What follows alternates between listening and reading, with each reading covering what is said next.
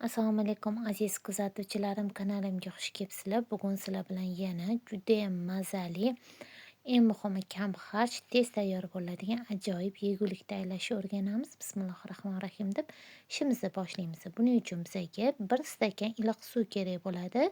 Stakanim razmeri 200 millilitr. Bitta choy qoshiqda tuz, qoshiqni uchida ozgina xamir turish hamda bitta dona tuxum oqini qo'shamiz, sarig'ini. Ustiga surtish uchun olib qo'yamiz.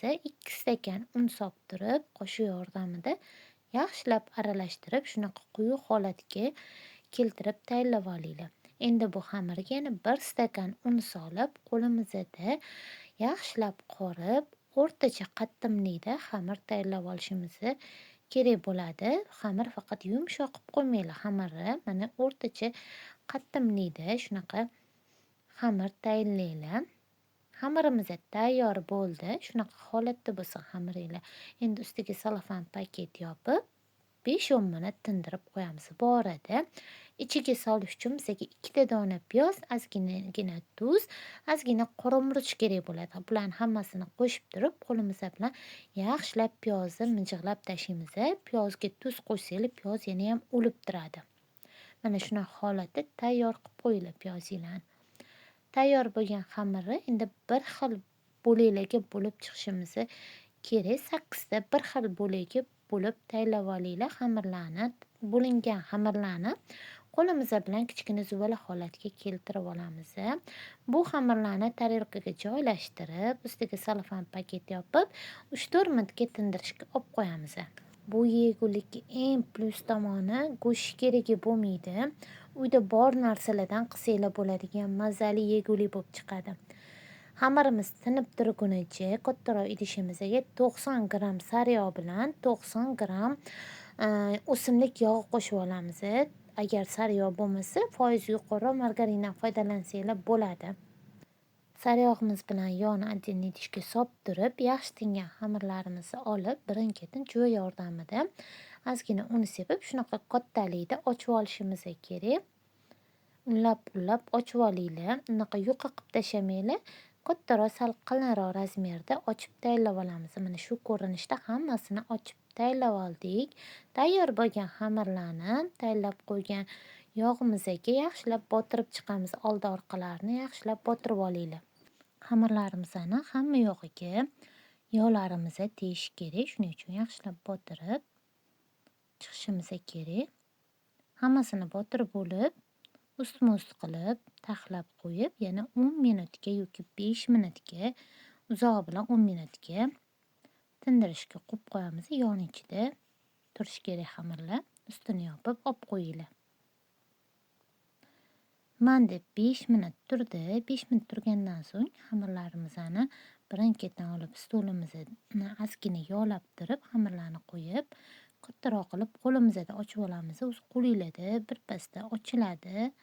Ozgina yog'ni stoliga tushirib ochsangiz yana ham oson bo'ladi ochilishi. Yupqa qilib ochib olishimiz kerak. Iloji boricha kattaroq qilib ochib tayyorlab olinglar.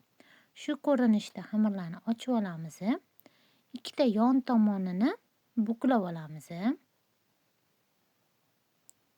Endi tayyorlab qo'ygan piyozimizni solib, o'rab chiqishimiz kerak. Mana piyozni ozgina solib olamiz. Ko'p sovarmanglar.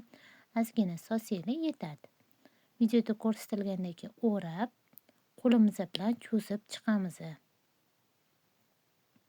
Mana shu ko'rinishda o'rab olib, qo'linglar bilan ozgina cho'zib olinglar, kattalashtirib olamiz. Keyin yana dumaloq holatda o'rab tayyorlab olamiz. Tugilishi juda ham oson hamda chiroyli bo'lib chiqadi. Qolgan xamirlarni ham xuddi shu ketma-ketlikda ochib, tugib tayyorlab olishimiz kerak. Aziz kuzatuvchilarim, kanalimga yangi bo'lsanglar obuna bo'lib qo'yishni unutmanglar. Videolarga bittadan like bosib qo'ysanglar, hammanglardan minnatdor bo'lardim. Shunchalik mehnatimni qadrlayotganingiz uchun hammanglarga kattakon rahmat. Mana xamirimizni ham, bunisini ham tugib tayyorlab olamiz. Tayyorlanishi juda ham oson, tez tayyor bo'ladi. Unaqa vaqtinglarni ko'p olmaydi. Dumaloq qilib o'rab olishimiz kerak. Qolgan xamirlarni ham hammasini shu ketma-ketlikda tugib tayyorlab, duxovka listiga joylashtirib chiqamiz. Endi bu yeguligimizni ustidan qo'ygan bitta dona tuxum sarig'iga bitta choy qoshiqda yog' solib o'simlik yog'ini solib, aralashtirib, ustlaridan yaxshilab surtib chiqishimiz kerak. 200 gradusda 30 minut, 35 minut atrofida ushlab pishirib olamiz. Yaxshilab qizartirib, pishirib tayyorlab olinglar. Mana aziz kuzatuvchilarimiz, tayyorlagan yeguligimiz ham tayyor bo'ldi. Ishonasizlarmi, judayam vobshe zo'r bo'lib chiqadi. Mazasiga gap yo'q. Yog'li bo'lib ketdi deb o'ylamanglar, unaqa yog'li bo'lib ketmagan. Qo'linglar bilan teshinglar bilan xamirlari burdalanib ketadi. Mana ovozlarini ham eshitiraman. Judayam qimir-qimir, ichlari yumshoq, vobshe mazali bo'lib chiqar ekan. Albatta tayyorlab ko'ringlar, afsuslanmaysizlar tayyorlasanglar. Mana ovozlarini eshitinglar, qaranglar. Ko'rinishi ham juda chiroyli, qimir-qimir, ichlari yumshoq, vobshe mazali bo'ladi. Piyozli ham o'zgacha maza beradi. Albatta piyozli qilib ham tayyorlab ko'ringlar. Piyoz o'rniga kartoshka, qiymalardan ham foydalansanglar bo'ladi, lekin piyozdan ham albatta tayyorlab ko'ringlar, chunki piyoz yana ham yumshoq chiqishiga yordam beradi. Aziz kuzatuvchilarim, videolarim sizlarga manzur bo'layotgan bo'lsa, like bosishni unutmanglar. Meni qo'llab-quvvatlab turganingiz uchun hammanglarga kattakon rahmat. Sog' salomat bo'linglar, yaqinlaringiz uchun o'zinglarni asranglar.